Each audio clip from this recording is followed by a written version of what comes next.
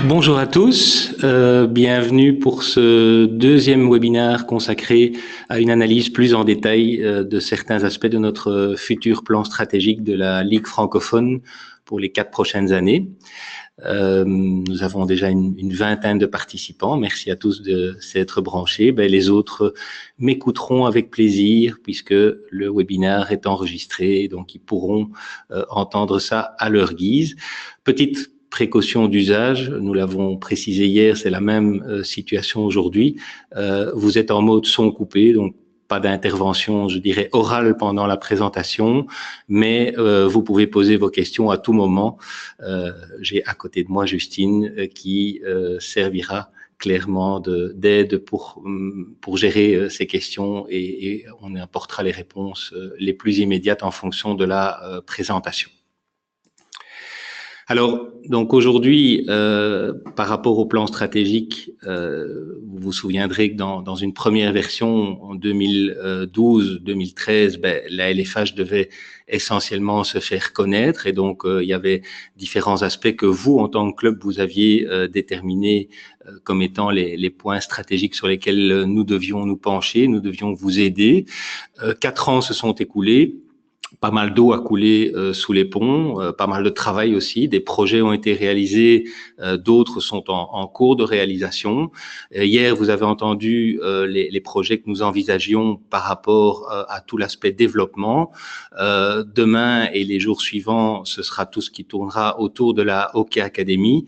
Aujourd'hui, on va se consacrer à 2 thématiques qui peut-être à première vue ne vous apparaissent pas comme des aides très concrètes ou très directes par rapport à la gestion ou au développement des clubs, mais pourtant nous pensons, et quand je dis nous, c'est pas uniquement nous en tant que staff, mais le conseil d'administration dans son ensemble, que la problématique des valeurs dans sa globalité, la problématique aussi de la représentation, le rôle que peut jouer ou que doit jouer une ligue vis-à-vis de ses clubs sont des éléments importants et fondamentaux dans le développement du sport et évidemment ici du hockey en particulier.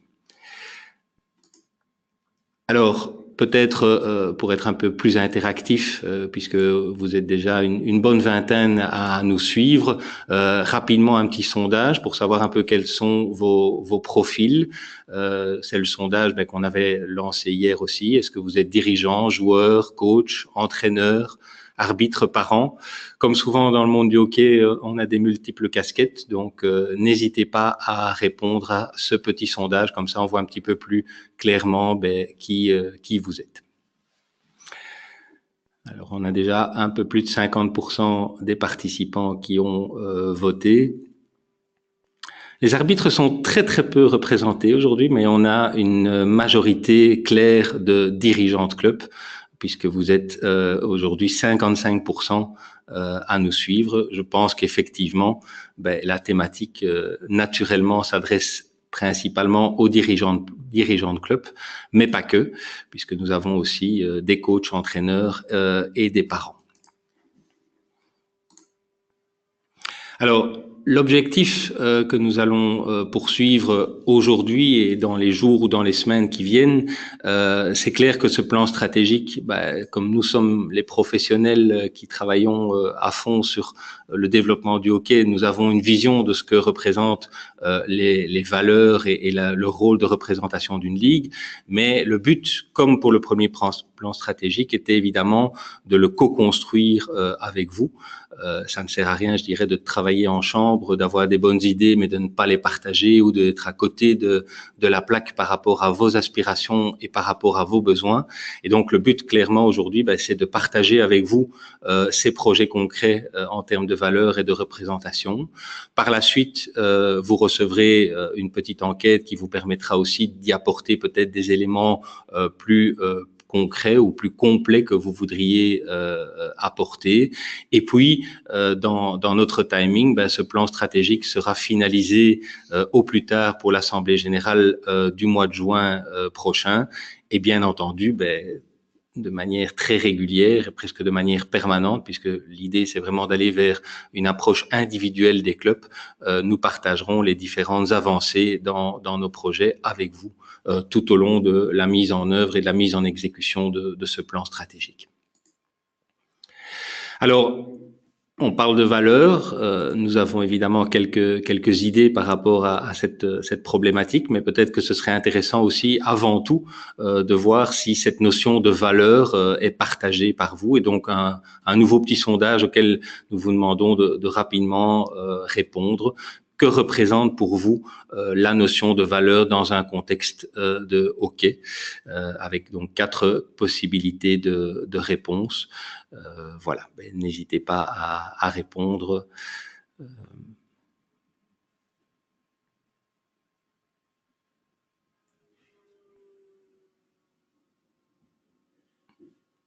Et les réponses sont à la fois partagées, mais avec quand même deux éléments qui ressortent très fort, et sans surprise, hein, c'est le fair play et le respect de l'éthique du sport en général qui sont clairement mis en avant.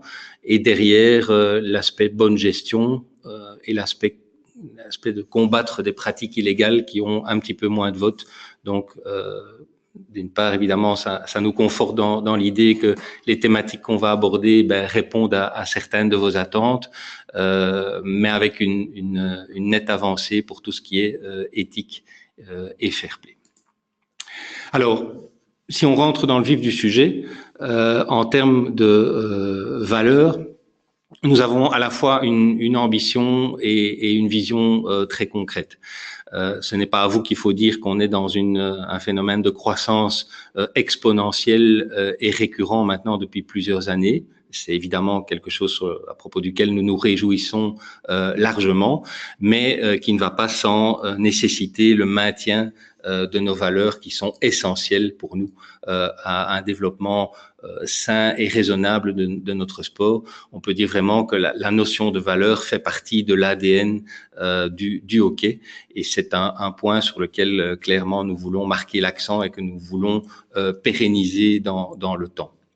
En termes de vision et d'action concrète que nous envisageons pour vous, eh bien, c'est la notion de valeur, évidemment, est quelque chose de tout à fait relatif. C'est pas toujours très concret. Donc, il y aura certainement dans les mois à venir la poursuite, je dirais, de l'action de sensibilisation, de l'action d'information et de communication par rapport au respect de ces différentes valeurs, mais aussi et surtout pour vous, très concrètement, vous proposer différents programmes, différentes informations, différents outils que vous allez pouvoir développer ou mettre en application à votre niveau, au niveau des clubs.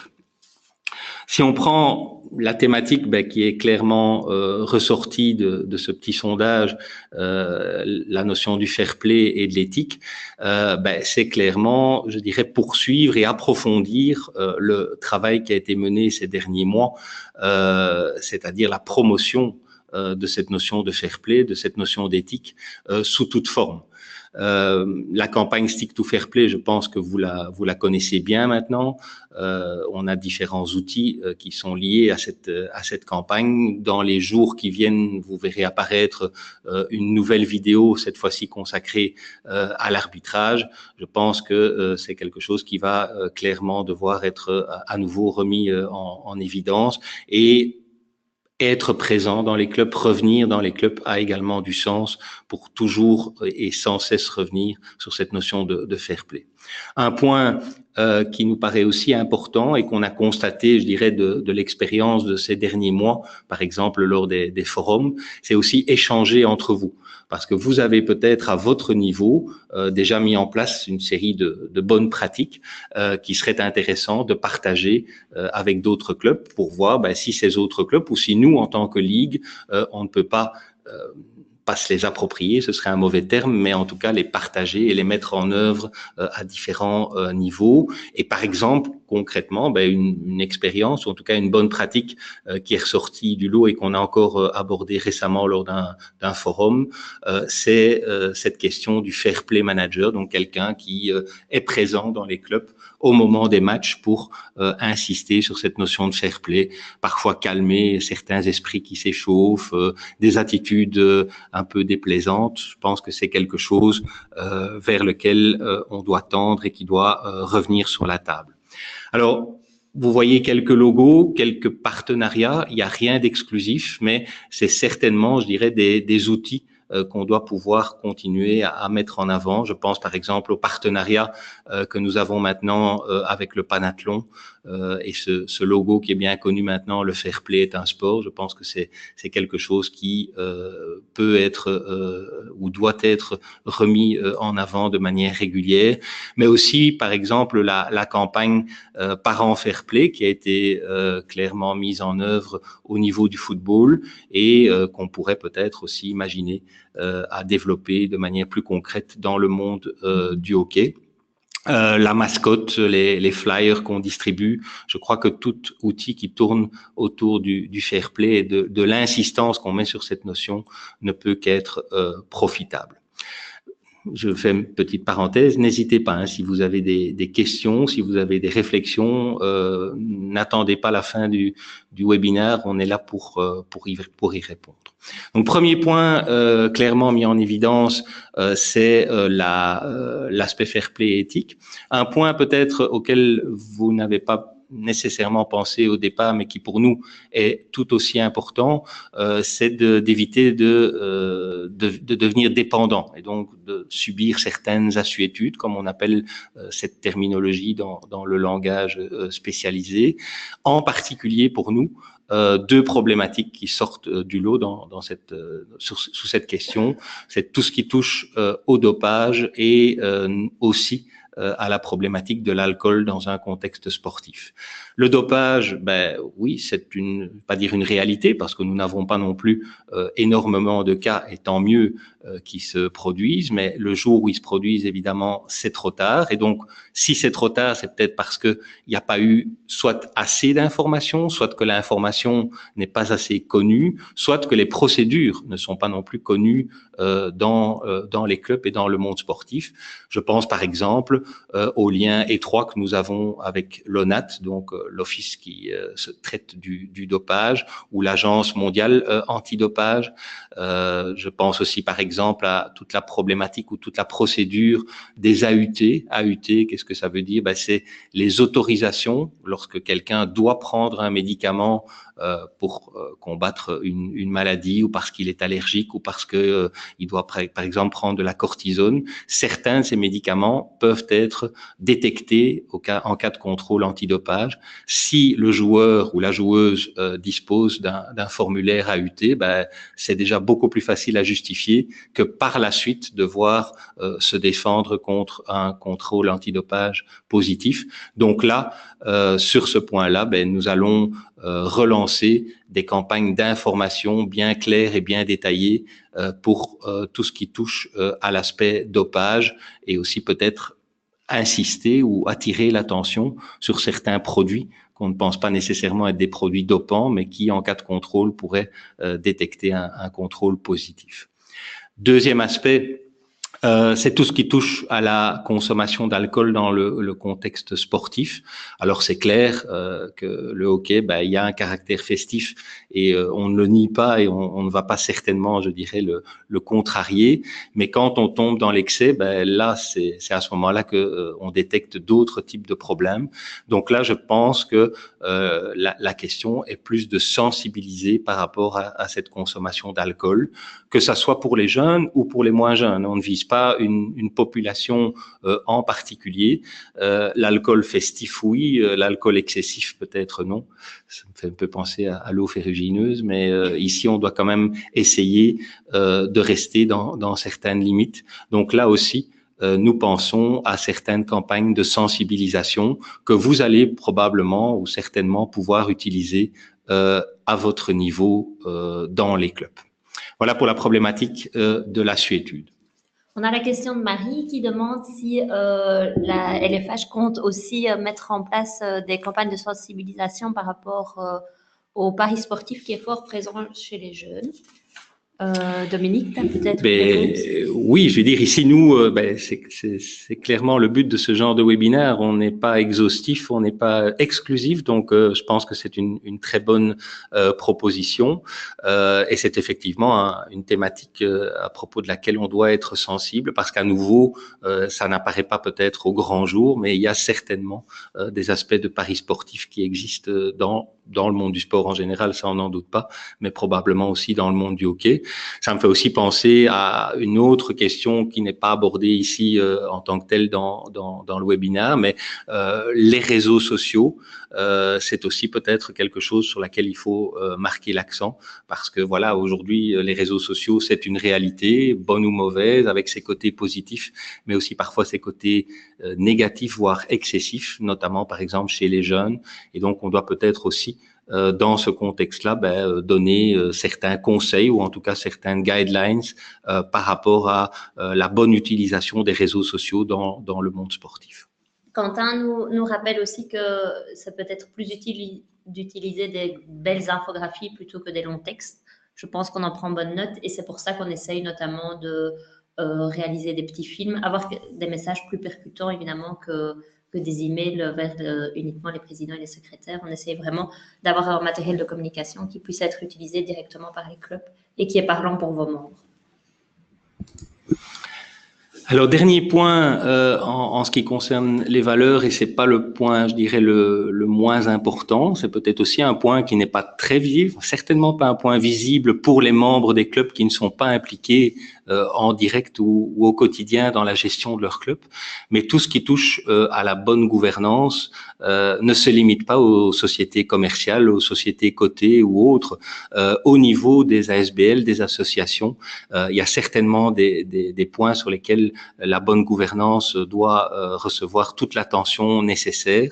Il y aura clairement des points de bonne gouvernance qui vont être repris dans toute la problématique ou dans toute l'approche de la Club Manager Academy que nous verrons jeudi. Mais la notion, en tout cas, de bonne gouvernance fait partie de cette notion de valeur et d'éthique dans le monde sportif.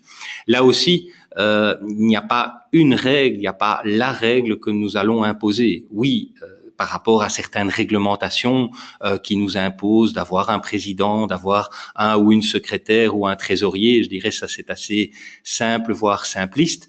À côté de ça, en termes de gouvernance d'un club, il n'y a pas un modèle unique.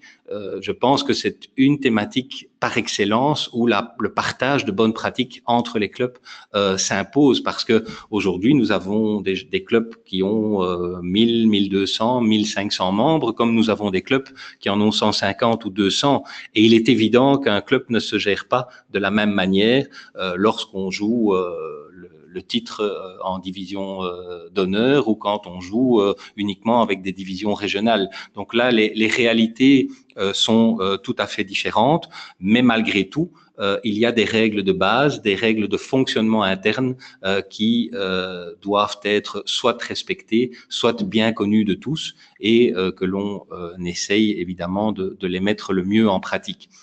Par rapport aux outils vers lesquels on se dirige, eh bien ça je dirais c'est un peu du cas par cas en fonction des thématiques qui peuvent être abordées, soit simplement par des échanges entre clubs. Je prends par exemple le cas ou l'exemple qu'on vient de vivre lors du dernier forum de la Hockey Academy, lors des finales indoor.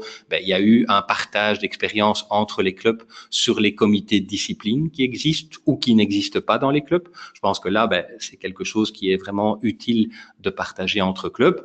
Une autre thématique, ce sera plus de l'information qu'on vous donnera. Et là, je pense en particulier, un point qu'on a soulevé lors de la dernière Assemblée générale, ce nouveau règlement européen sur la protection des données, le RGPD. Là, c'est plus de l'information qu'on doit vous donner, avec des outils pratiques, évidemment, que vous pouvez mettre en avant, mais où là, c'est moins du partage, c'est plus de la mise en application d'une réglementation. Donc, sur cette problématique valeur, fair play, éthique, les assuétudes et la bonne gouvernance. Voilà pour la première thématique qu'on voulait aborder ce midi.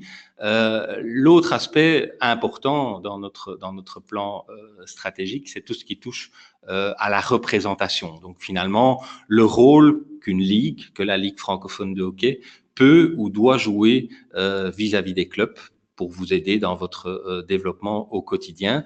À nouveau, un petit sondage. Avant d'aborder, je dirais, le fond des projets qu'on a pour vous. Comment est-ce que pour vous, de manière générale, la LFH peut au mieux vous représenter ou vous aider? Voilà, petit sondage qu'on lance rapidement. N'hésitez pas à voter.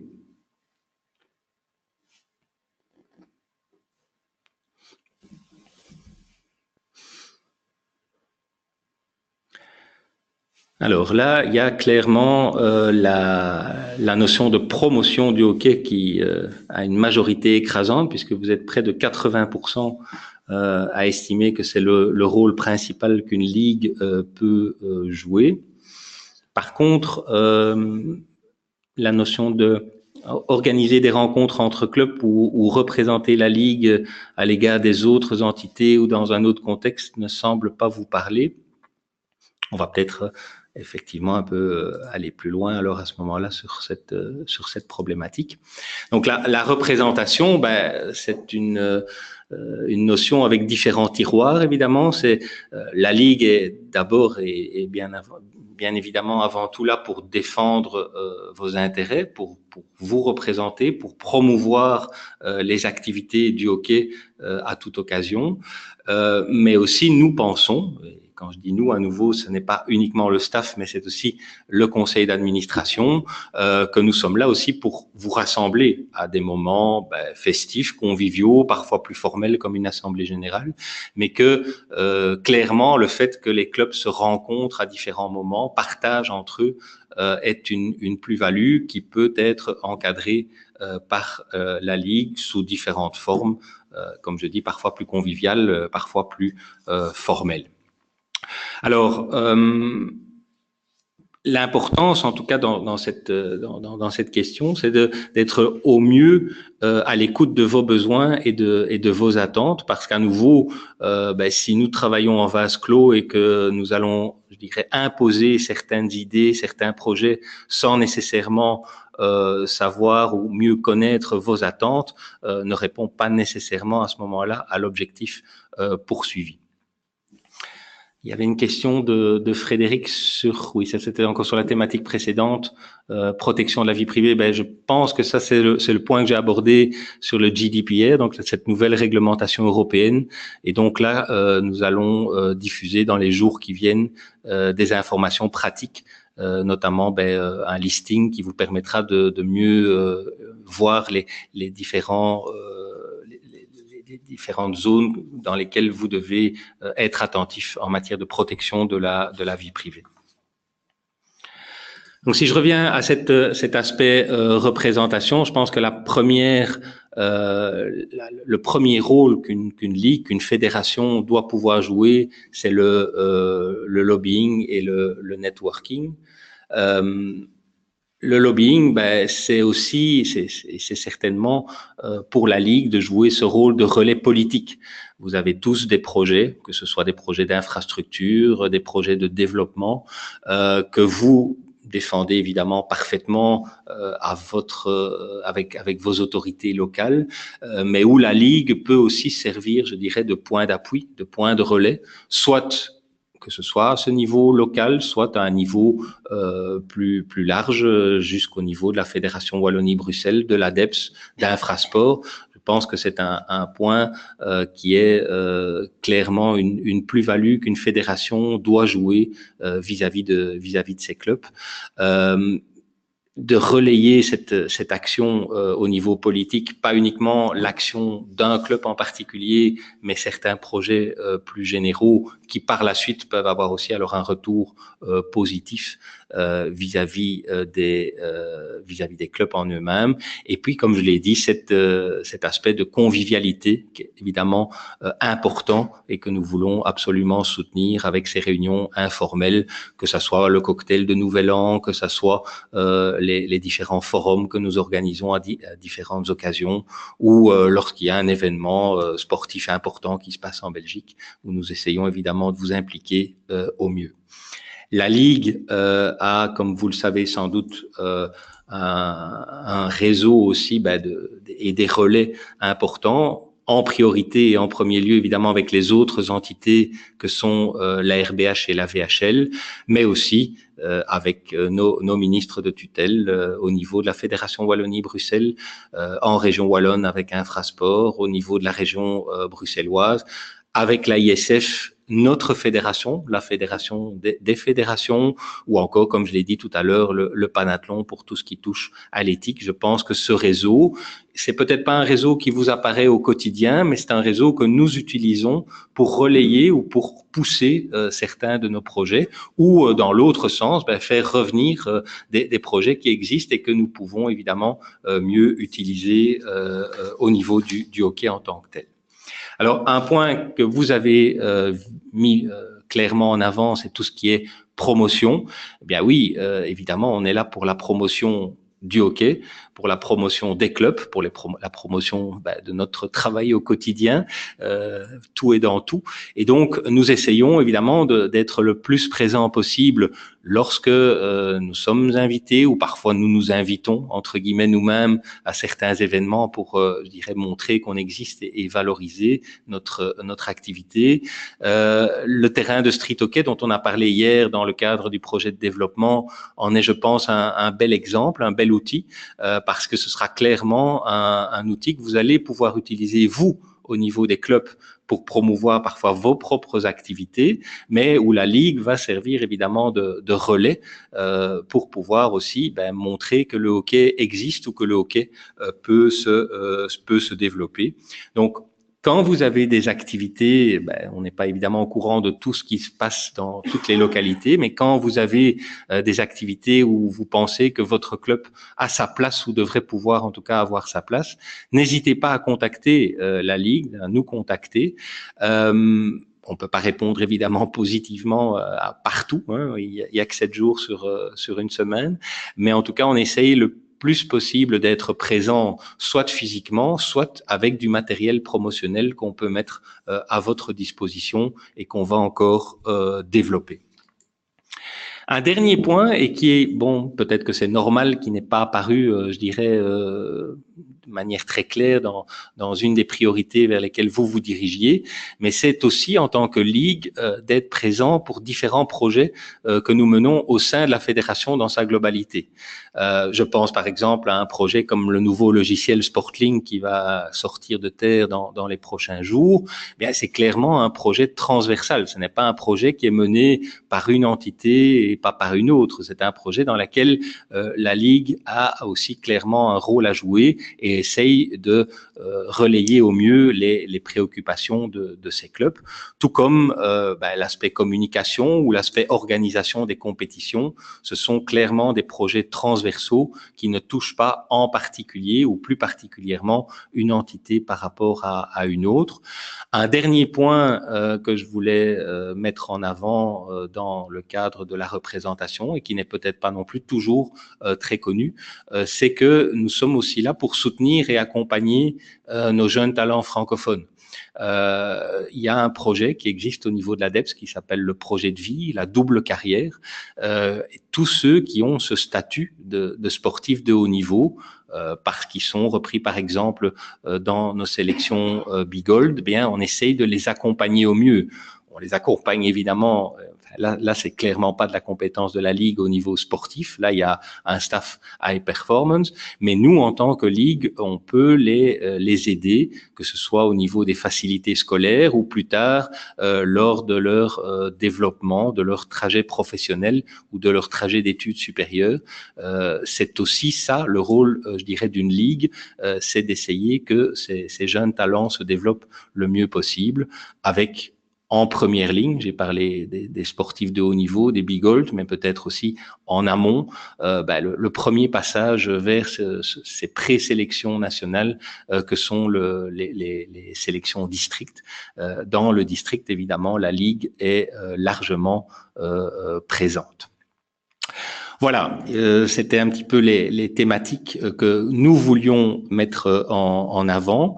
Avant, peut-être encore de passer à quelques questions, peut-être un dernier, c'est pas un sondage ici, n'hésitez pas, je dirais, à vos claviers.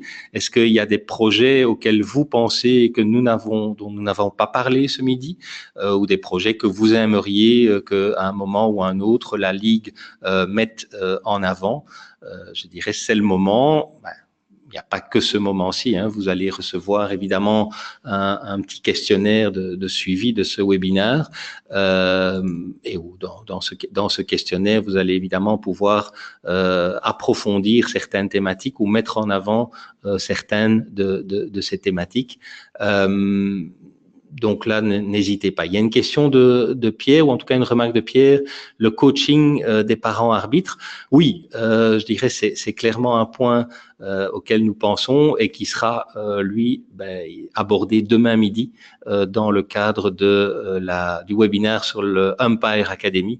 Donc, c'est vraiment dans cet aspect-là. Donc, tout ce qui est le projet autour de l'arbitrage que nous allons essayer de développer au mieux le coaching pour les parents qui, et on les remercie évidemment, s'investissent, que ce soit dans l'arbitrage ou dans le coaching de leurs propres enfants. C'est plus, je dirais, de la Hockey Academy. J'en profite pour aussi revenir sur la GDPR parce qu'il y a quelques questions par rapport à ça. Donc, comme on l'a présenté à l'Assemblée générale la semaine passée, on vous a transmis la brochure de l'AISF avec toutes les informations, ou en tout cas toutes les sources d'informations par rapport à ce sujet. On va vous envoyer avant la fin de la semaine le gros formulaire que tous les clubs devront avoir rempli d'ici le 25 mai. Donc, il y aura aussi une porte d'entrée ici à la Ligue pour répondre à vos questions. Donc, on est là aussi pour vous outiller vers un réseau d'experts dans ce volet de la GDPR. Alors voilà, s'il n'y a pas à ce stade-ci d'autres questions ou d'autres remarques, il me reste évidemment à vous remercier de nous avoir écoutés. Et puis, le trajet. Oui, le trajet n'est pas terminé puisque, comme je l'ai dit, à partir de demain, on aborde tout ce qui tourne autour de la Hockey Academy, qui va former, je dirais, plus un tout global, avec derrière chacun des volets de cette Hockey Academy, l'arbitrage, la formation sportive ou la gestion de club. Donc, n'hésitez pas à soit encore vous inscrire si ce n'est pas déjà fait, soit à nous suivre demain, jeudi et vendredi pour les 3 derniers webinaires consacrés aux différents piliers de la Hockey Academy. Et donc, maintenant, vous allez recevoir, ou en tout cas dans les minutes qui viennent, un lien vers le webinaire si vous voulez bien évidemment encore nous réécouter ou s'il y avait des points qui n'étaient pas assez clairs, mais aussi une petite enquête d'évaluation à la fois du webinaire en tant que tel, mais peut-être aussi surtout, je dirais, de la problématique des valeurs et de la représentation de la Ligue vis-à-vis de ces clubs. Voilà, merci beaucoup pour votre attention et à très bientôt.